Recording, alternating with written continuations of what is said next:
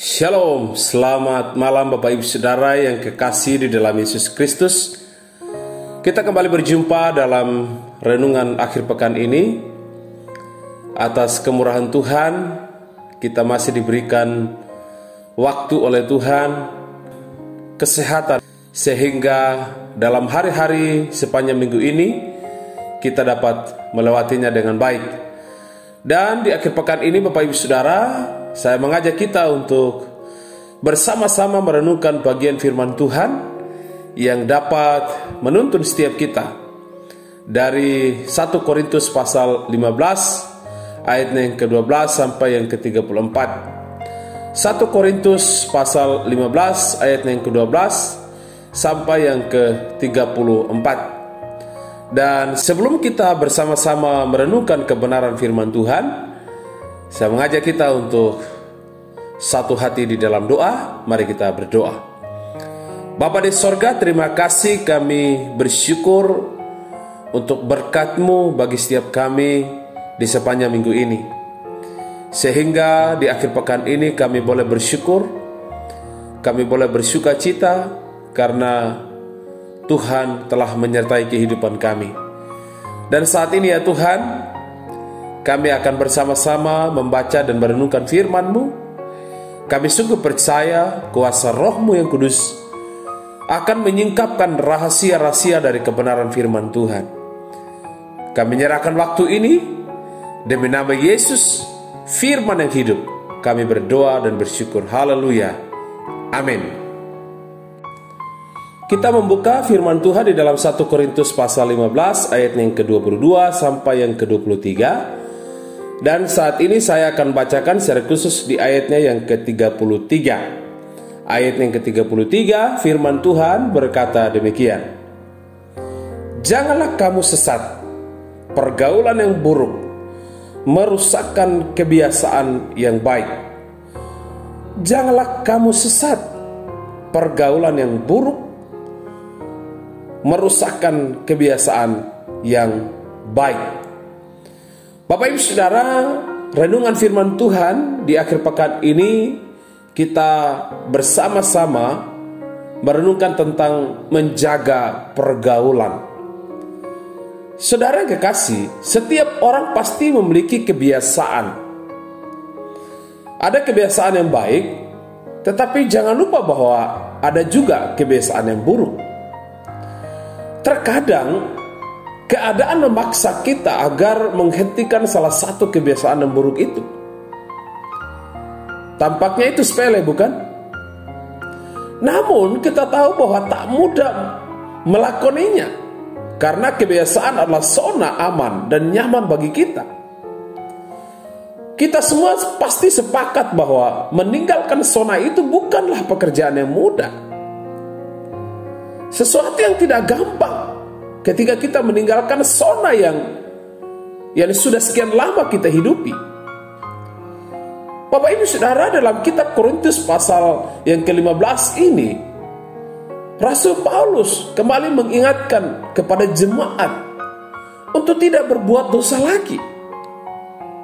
Peringatan-peringatan Rasul Paulus dalam nasihatnya kepada jemaat di Korintus sangat terkait dengan berita kebangkitan Yesus. Kita perhatikan kali ini tegurannya berhubungan dengan langsung dengan kebiasaan warga jemaat di Korintus. Sehingga Rasul Paulus menyatakan bahwa pergaulan yang buruk akan merusak kebiasaan yang baik. Saudara dikasih oleh Tuhan, Rasul Paulus sedang menegaskan bahwa mereka harus menjaga kehidupan yang berkenan di hadapan Tuhan. Sebab kita ketahui bersama bahwa jemaat di Korintus adalah jemaat yang hidup di kota metropolitan. Sehingga pergaulan-pergaulan yang banyak hal dicatat di dalam kitab Korintus itu sangat tidak mempermuliakan Tuhan. Bapak Ibu Saudara, Paulus tidak sedang melarang warga jemaat di Korintus untuk bergaul. Tetapi penekanannya Rasul Paulus adalah kewaspadaan dalam memilih teman. Bapak Ibu Saudara dikasih oleh Tuhan, apa pelajaran bagi kita di hari-hari ini? Kita sebagai orang yang sudah percaya kepada Kristus, tentu kita harus mencerminkan kehidupan di mana kuasa Kristus dan kebangkitannya itu memberikan kehidupan baru kepada kita. Sehingga kehidupan yang baru dalam Kristus itulah membuat kita untuk menjaga pergaulan, agar kita tidak terjebak dengan pergaulan-pergaulan yang tidak mempermuliakan Tuhan. Apalagi hari-hari ini di zaman digital, terkadang seseorang dijebak untuk melupakan Tuhan dengan memprioritaskan hal-hal yang duniawi. Misalnya main game.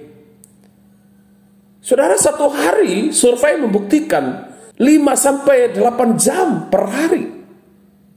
Saudara bisa bayangkan, mereka bisa duduk dalam waktu yang cukup lama untuk main game.